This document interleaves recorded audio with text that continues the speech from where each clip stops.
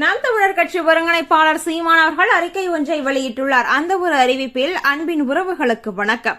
இளையோர் படை எழுகவே, நாம் தமிழர் வெல்கவே என்னும் முழக்கத்தை முன்வைத்து நாம் தமிழர் கட்சியின் இளைஞர் பாசறையோடு மகளிர் மற்றும் மாணவர் பாசறை இணைந்து வரும் மார்கழி 14, 29, 12, 2024 ஞாயிற்றுக்கிழமையன்று தமிழ்நாடு முழுமைக்கும் ஒரே நாளில் 1000 இடங்களில் உறுப்பினர் சேர்க்கை முகாம்களை நடத்த திட்டமிடப்பட்டிருக்கிறது.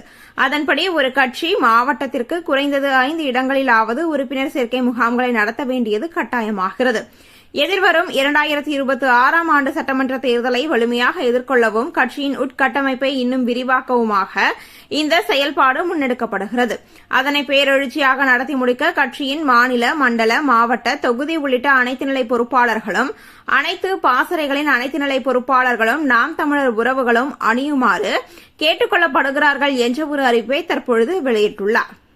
கட்சி மாவட்டத்திற்கு விதிக்கப்பட்டிருக்கும் குறைந்தபட்ச இலக்கான 5 இடங்களில் உறுப்பினர் சேர்க்கை முகாம்களை நடத்துவது என்றால் அந்த 5 இடங்கள் எவை என்பது குறித்து அனைத்து நிலை பொறுப்பாளர்களும் கலந்தாய்வு செய்து தலைமைக்கு தெரிவிக்குமாறு கேட்டுக் கொள்கிறேன். 1 10ஆவும் 10 100ஆவும் பகைவர் நடுங்கும் படையாவும் துளி துளியாய் இணைவோம் பெரும் கடலாகும் கனவோடு 2026 படைப்போம் புதிய அரசியல் வரலாறு என்ற இந்த ஒரு அறிக்கையை நாம் தமிழர் கட்சி ஒருங்கிணைப்பாளர் சீமான் அவர்கள் வெளியிட்டுள்ளார்.